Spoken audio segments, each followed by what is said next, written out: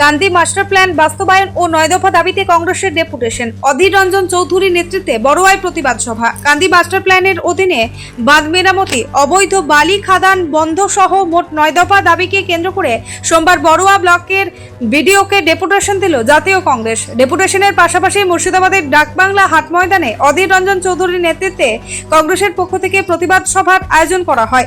সভা থেকে অধীর রঞ্জন চৌধুরী হুঁশিয়ারি দেন, স্থানীয় প্রশাসন অবিলম্বে ময়ূরাক্ষী ও কুয়ে নদী থেকে অবৈধ বালি খাদান বন্ধ না করলে কংগ্রেস আন্দোলনের পথে নামবে। তিনি অভিযোগ করেন, কোটি কোটি টাকার অবৈধ বালি পাচার হচ্ছে। এলাকাবাসী একাধিকবার অভিযোগ করলেও এখনো প্রশাসন কোনো পদক্ষেপ নেয়নি।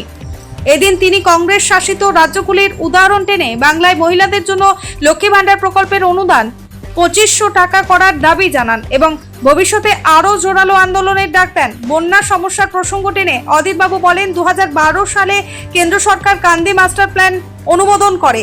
এর ফলে মানুষ বন্যার আতঙ্ক ভুলে গিয়েছিল, কিন্তু তৃণমূল পরিচালিত রাজ্য সরকারের চরম উদাসীনতার কারণে আজ আবারও কান্দি সহ বিস্তীর্ণ এলাকায় বন্যার ভয়াবহ পরিস্থিতি দেখা দিয়েছে। অধীরের অভিযোগ, কান্দির মাস্টার প্ল্যান অবিলম্বে পরিকল্পনাটি সঠিকভাবে বাস্তবায়িত করতে হবে। আমরা মূল দাবি ছিল আমাদের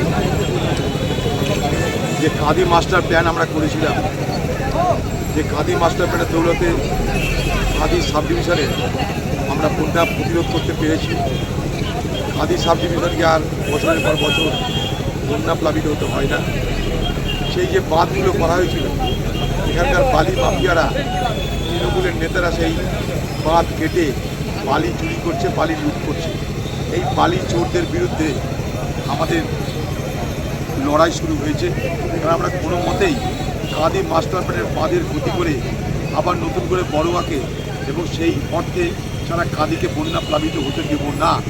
তাই এখানকার বিডিও সাহেবদের, এখানকার প্রশাসনকে আমরা বলেছি যে কোনোভাবেই যেন কাঁদির মাস্টার প্ল্যানের বাঁধ এবং সেই বাঁধ কেটে বালি লুট, বালি চুরি যেন বন্ধ হয়, সেটা দেখুন। নাহলে আমরা আগামী দিনে আরও বড় আন্দোলনে নামব।